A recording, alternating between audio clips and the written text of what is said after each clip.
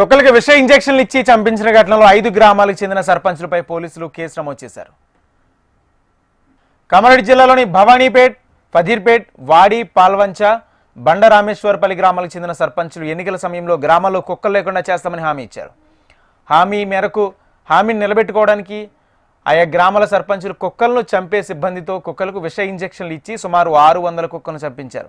విషయం తెలుసుకున్న జంతువులు ప్రేమికులు పోలీస్ స్టేషన్లో ఫిర్యాదు చేయగా పోలీసులు కేసు నమోదు చేసుకుని విచారణ చేపట్టారు. గ్రామంలో పర్యటించిన పోలీసులు సర్పంచులను కుక్కలను చంపించింది నిజమేనని నిర్ధారించుకుని సర్పంచులపై కేసు నమోదు చేశారు. Cruelty Prevention Manager at Stray Animal Foundation of India NGO. So recently we received an information with regard to the mass killing of the stray dogs in 5 villages in Kamarad district. So basically those village names are Bhavanipet, Wadi village, Bandarameshwarpalli, Faridpet and Palwancha.